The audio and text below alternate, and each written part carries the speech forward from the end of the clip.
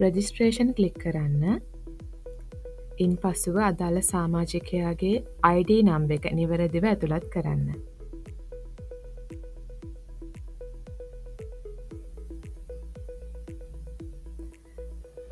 Title එක සහ සම්පූර්ණ නම නිවැරදිව ඇතුළත් කරන්න.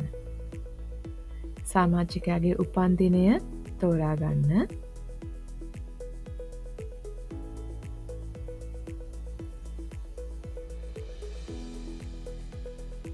ස්ත්‍රී පුරුෂ භාවය තෝරන්න. විවාහක අවිවාහක බව තෝරාගන්න. සාමාජිකයාගේ ජංගම දුරකථන අංකය හෝ ස්ථාවර දුරකථන අංකයක් ඇතුළත් කරන්න. ලිපිනය නිවැරදිව යොදන්න.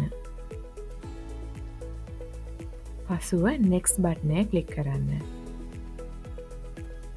Service Information ටැබ් එකේ සාමාජිකයාගේ තනතුර තෝරන්න. පැරණි PSPF නම්බර එකක් ඇත්නම් ඇතුළත් කරන්න. Service Start Date එක යොදන්න. සාමාජිකයාගේ පළමු දායකත්වය දැක්වූ වර්ෂය සහ මාසය නිවැරදිව යොදන්න. නැවත Next මත ක්ලික් කරන්න.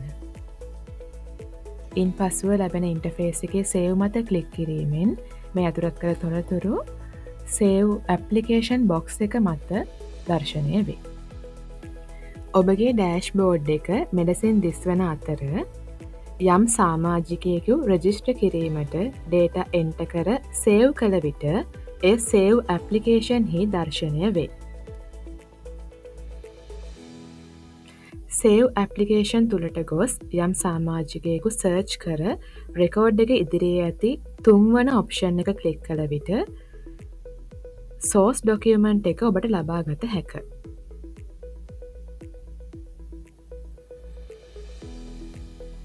මෙම්බර් රෙකෝඩ් එක ඉදිරියේ ඇති දෙවැනි ඔප්ෂන් එක ක්ලික් කිරීමෙන් මෙම ඉන්ටර්ෆේස් එක ඔබට ලැබේ.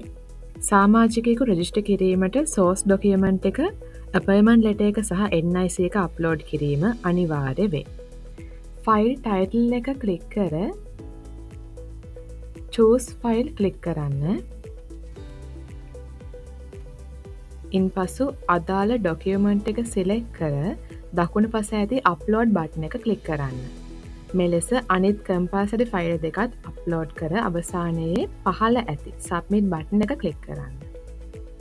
ඉන්පසු එම රෙකෝඩ් එක සබ්මිටඩ් ඇප්ලිකේෂන් හි දර්ශනය වේ.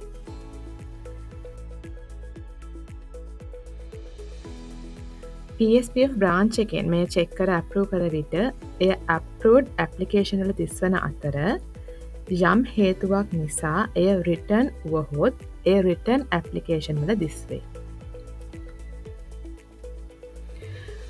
රිටර්න් ඇප්ලිකේෂන් වෙත ගොස් නම ඉදිරියේ ඇති පළමු ඔප්ෂන් එක ක්ලික් කර රිටර්න් රීසන් ක්ලික් කර විට මෙය රිජෙක්ට් වීමට හේතුව තිරේ මත දිස්වේ. ඉන්පසු දකුණු පස ඉහළ කෙළවරේ ඇති එඩිට් ක්ලික් කර වෙනස් විය යුතු දත්ත එඩිට් කර